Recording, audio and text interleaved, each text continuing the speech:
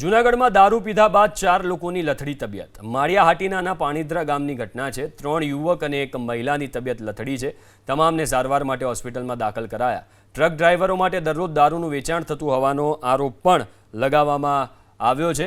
બહારથી દારૂ લાવીને વેચાણ કરાતું હોવાની કબૂલાત। સમગ્ર કેસમાં આરોપી રામ સિસોદિયાની અટકાયત પણ કરવામાં આવી છે। પાણીદ્રાની ઘટના બની છે તેમાં પોલીસ અને પ્રશાસન હજી ઘણું બધું છુપાવી રહી છે। પાણીદ્રાની ઘટનામાં 2 પરપ્રાંતિયોના મૃત્યુ થયા છે। એક ત્યાં ગામમાં ને ગામમાં એમનું મૃત્યુ થયું છે, તે દવાખાને પણ નથી ગયો અને તેમના અંતિમ સંસ્કાર પણ કરી દેવામાં આવ્યા છે। જ્યારે બીજું મૃત્યુ સિવિલ હોસ્પિટલ ખાતે મૃત્યુ થયું છે, તેને હાર્ટ એટેક બતાવવામાં આવ્યો છે।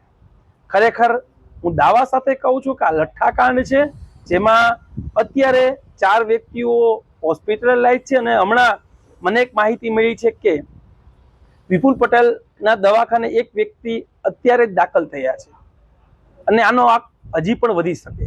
અને જે બનાવ બની, જે ઘટના બની, જે અફવા ફેલાઈ એની ગેરંટી સાથે હું કહેવા માંગુ છું અને જે લોકો અફવા ફેલાવે છે એમને કહેવા માંગુ છું મારા તરફથી કે એમની પાસે 100% પ્રૂફ હોવું જોઈએ। બાકી મારી પાસે 100% પ્રૂફ છે અને અહીંથી જીને લીધો દારૂ અને જીને અસર પડી એનું પ્રૂફ હોવું જોઈએ, બરાબર।